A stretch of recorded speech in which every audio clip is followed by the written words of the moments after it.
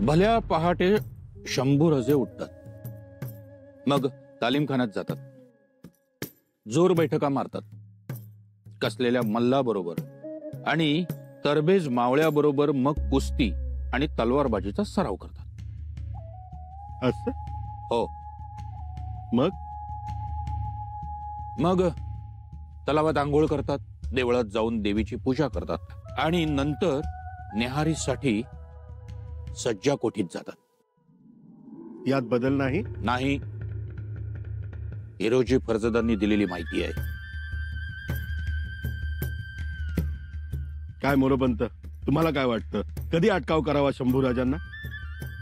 तुम्हीच काय ते ठरवा. आम्ही म्हणतो उद्या सकाळी जाऊन गाठावं. पण शंभूराजेही सावध असतील. आपण गडाच्या पायथ्याशी आहोत ही खबर त्यांना त्यांच्या हेरांनी सांगितली असेल तर? हो, मी ते गृहीत धरलंय. म्हणून शरण या असा निरोप पाठवायचा आणि आपण सकाळीच मंदिरावर छापा मारायचा. म्हणजे सूर्य उजाडतानाच आपण गड चढायला सुरुवात करायची. हो. झुंजू होईस्तोवर गडाच्या महाद्वारापाशी पोचा, असा हिरोजीरावांचा निरोप आहे. बरोबर आहे. आणि आपल्याकडूनही होकार हिरोजीरावांना सांगा आणि आपल्याकडनं निरोप द्या. जेवढं गाफील ठेवता येईल शंभूराजांना तेवढं गाफील ठेवा म्हणावं. शिवाय गडाच्या पायथ्याशी येऊन शरण या असा निरोपही शंभूराजांना द्यावा. म्हणजे आपण गडावर येण्याची हिंमत करत नाही असं वाटावं त्यांना. हो. आणि त्यांची दैनंदिनी अशीच उद्याही चालू राहो. म्हणजे आपण पायथ्याशी असल्याचा विचार करत बसतील तेव्हा आपण माथ्यावर पोचलेलो असू आणि ते मंदिरात गेले की मंदिराला घेराव घालून त्यांना जेर बंद करू. चला तयारीला लागूया. उद्याचा उगवणारा सूर्य हा आपलाच असणार. बरं, हंबीरावांची काय खबर? निघालेत ते. निघालेत म्हणजे दिल्या शब्दाला जागले. आता काळजीच मिटली.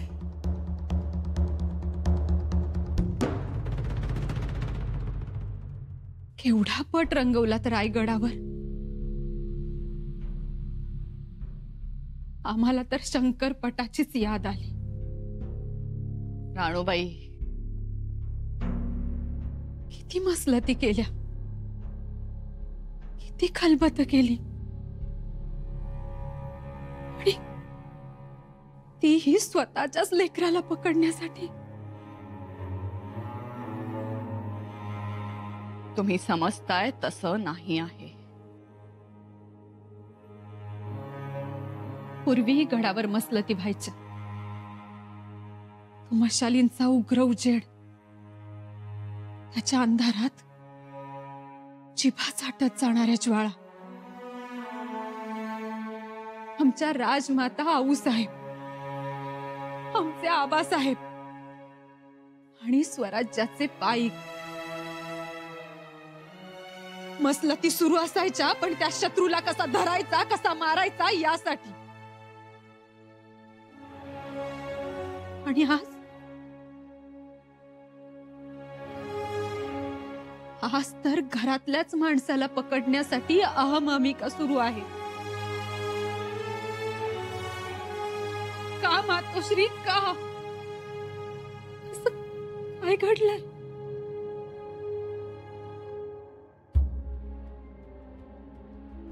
तुम्ही सासूरवाशीण आहात.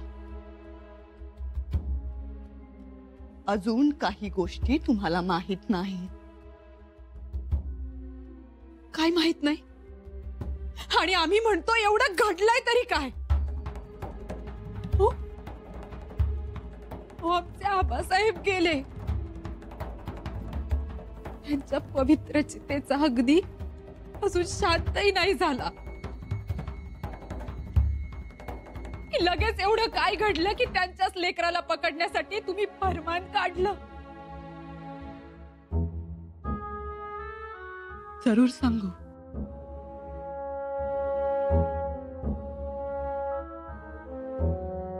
तुम्ही काय सांगणार? आणि आम्ही काय ऐकणार? सगळे सगळे चुटक्यांचे मांडव. एक चुटकी वाजवली की एक काम, मग दुसरी चुटकी, मग दुसरा काम, मग तिसरा, मग चौथा, मग पुन्हा चुटकी की राहिलं छत उभं. प्रत्यक्षात काहीच नाही, फक्त चुटक्यांचे खेळ.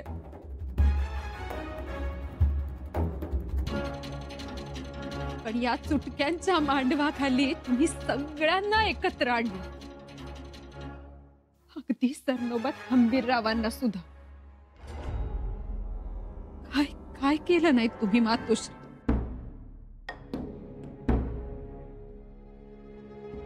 गडाचे दरवाजे बंद केले, फौज पाठवली, पै पाहुणे लेकी बाळींनाही जमू दिलं नाही. अग्नी दिला, सावडलं, दिवसही घातले, सगळं सगळं केलं. ते एक गोष्ट केली नाही तुम्ही मातोश्री. आम्हाला आमच्या वडिलांचा चेहरा दिसू दिला नाही. हो, डोळे भरून पाहिलं असतं आम्ही त्यांना. आमचे हात लागले असते त्यांच्या चितेला. आम्ही लेकी आबा म्हणून त्याच्या गळ्यात पडून रडलो असतो. पण तुम्ही काही काही होऊ दिलं नाही. आमचे दादासाहेब धावत पळत आले असते, पण त्यांनाही येऊ दिलं नाही. त्यांनाच अटक करण्यासाठी माणसं पाठवली. का असं का केलं मातोश्री? या सगळ्या गोष्टींची कारण आम्ही दिलीच पाहिजेत का? असतील तर द्यावीच लागतील. तुमच्या दादासाहेबांना काही काय गुन्हा काय त्यांचा? तुम्ही पुन्हा विचारताय की त्यांची बाजू सावरताय? आम्ही कोण त्यांची बाजू सावरणार? आम्ही तर सासूरवाशी, वर्षाकाठी एका चोळी बांगडीचा मान करी. आणि आता तर काय, ही सुद्धा अपेक्षा नाही. पण एक लक्षात ठेवा मातोश्री, तुम्ही ज्यांना जेरबंद करण्यासाठी कारभाऱ्यांना पाठवलंय ना, हो आता छावा राहिला नाही. सिंह झालाय. त्याला जखमी कराल तर तो कोणालाही सोडणार नाही. नरडीचा घोट घेईल. आणि झाला जेरबंद तर शक्यच नाही. तुमच्यातील स्वार्थाने फणा काढला असेल, पण छत्रपतींच्या निष्ठेशी ज्या माणसांनी स्वतःला बांधून घेतलंय ते इमान सोडणार नाहीत. हे सुद्धा तितकंच खरं.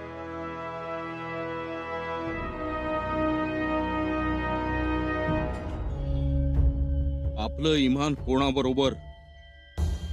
महाराजांच्या बरोबर. आपली निष्ठा कोणाच्या पायाशी? स्वराज्याच्या पायाशी. मग हे काय? कोणाच्या टोळीत आलोय आपण? शिवछत्रपतींनी हे शिकवलं आपल्याला. त्यांनी उभ्या केलेल्या रावळाच्या कळसावर घणाचा घाव घालायला का या पायथ्याशी आलोय? उद्या सकाळी आपण जेरबंद करणार शंभूराजेंना. योग्य आहे का? कोणतं पाप करायला आलोय आपण?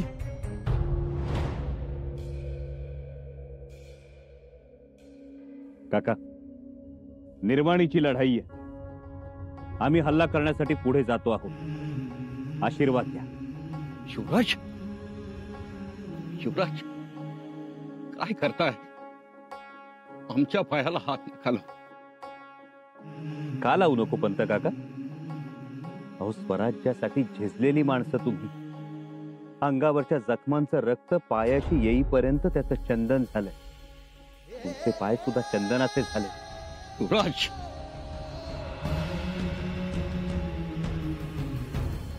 राज, आम्हाला अभिमान वाटतो तुमच्याबद्दल, गर्व वाटतो तुमच्याबद्दल. आमच्या स्वराज्याचे युवराज पराक्रमी असूनही नम्र आहे. पंत काका, युवराज, उद्या जर विपरीत काही वेळ आली तर हा मोरोपंत ढाल बनून उभा राहील तुमच्या समोर. छातीचा कोट करेल हा मोरोपंत तुमच्यासाठी. जा युवराज, माझा आशीर्वाद आहे तुम्हाला. त्या कयूम खानाचा फडशा तुम्ही पाडालच आणि समोरच्या किल्ल्यावर भगवाई फडकवाल. हर हर महादेव.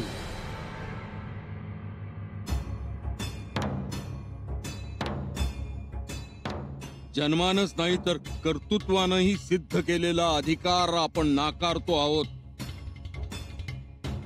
आपल्याला अधिकार आहे का तो?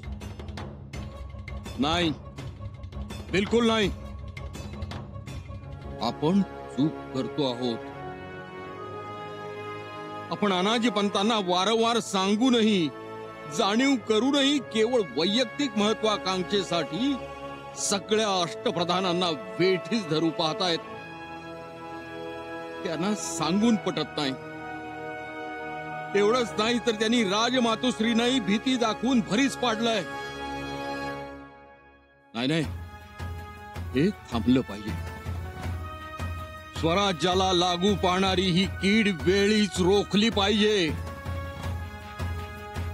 आपण सत्वशील कुळातील आहोत, त्यास जागायला पाहिजे.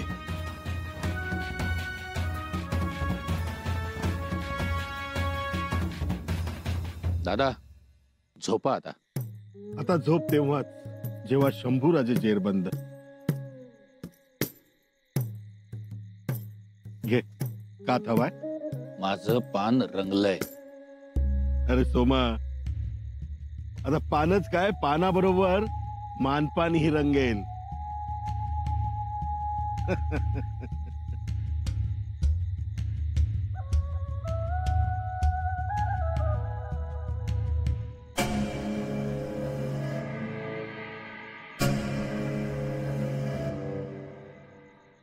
शंभूराजे, सावध व्हा. उद्याच्या सूर्योदयास तुम्ही जेरबंद व्हाल. मोरोपंत.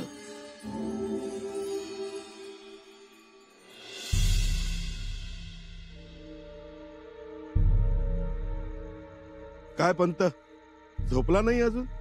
हो, नाही. तुम्ही जागेच आहात. नाहीतर एक पान जमवून दिलं असतं. नाही, नको. बोललात त्यातच आलं. झोपा आता. हो हो.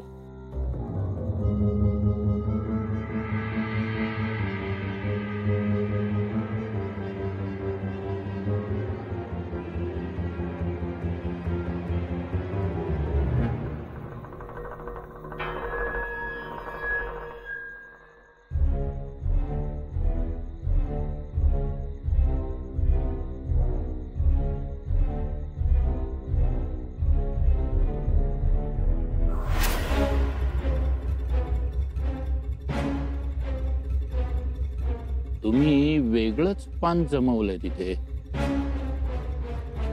काही लिहित होतात का? हो, म्हणजे रायगडावर संदेश. रोजचा शिरस्ता. तेही खरंच.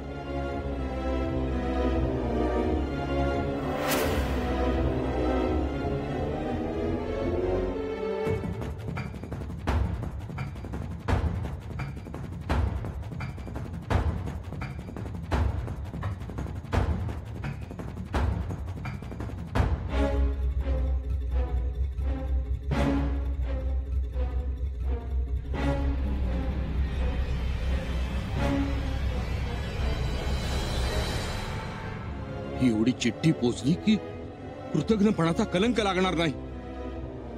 काही करून ही चिठ्ठी मध्यरात्रीपर्यंत शंभूराजेंपर्यंत पोहोचलीच पाहिजे.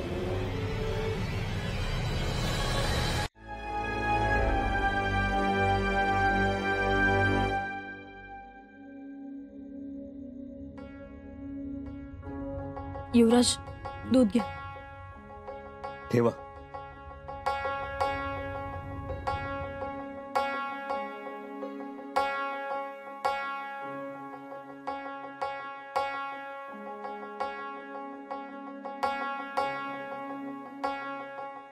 युवराज, कविराज दिसत नाहीत. आजही नाही दिसले, कालही नाही दिसले आम्हाला. आम्हालाही नाही दिसले. काही सांगून गेलेत का कुठे जातो म्हणून? नाहीतर याचा अर्थ ते सुद्धा आपल्याला सोडून गेले. येसू, कविराज सोडून जाणाऱ्यातले वाटतात. तसं वाटत तर कोणीच नव्हतं, पण आता भले भले सोडून जातात. मामासाहेबांनी तरी तुमच्या खाली त्याला कुठे जबाब दिलाय?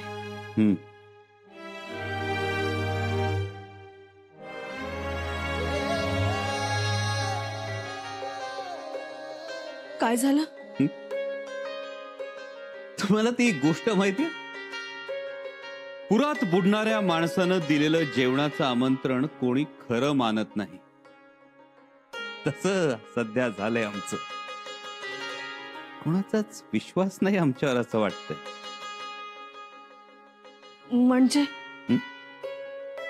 म्हणजे बुडणारा पुराच्या तडाख्यातून वाचला तर तो जेवण देणार, नाहीतर बुडाला की बुडाला.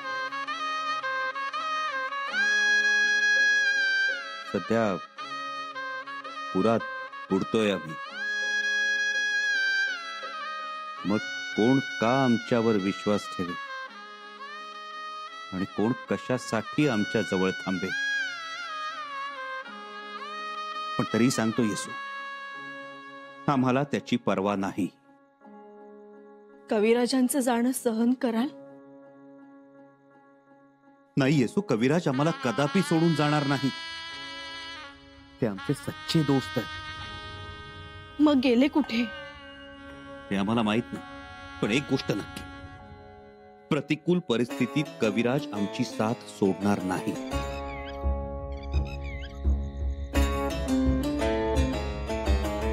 अगं बाई,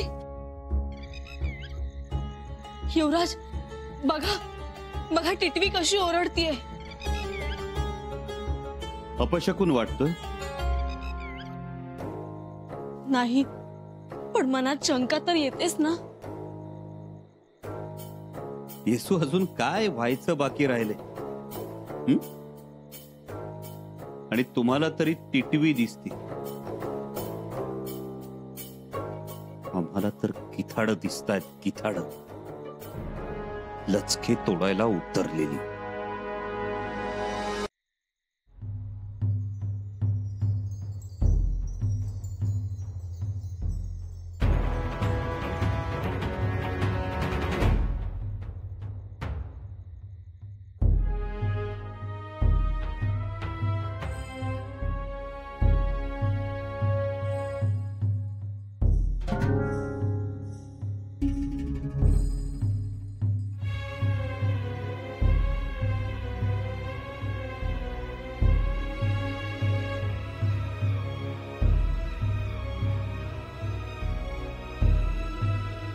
हे शंभूराजांच्या हाती दे.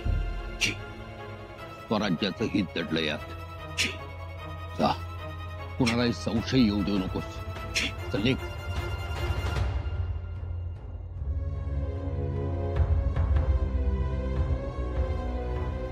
स्वराज्याचा पेशवा म्हणून जे करायला पाहिजे होतं ते मी केलं.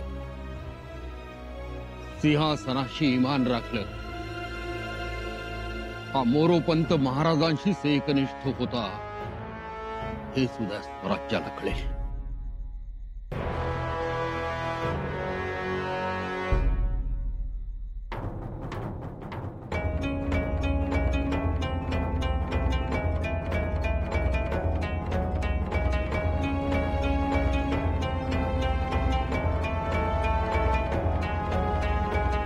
अंध फितुरी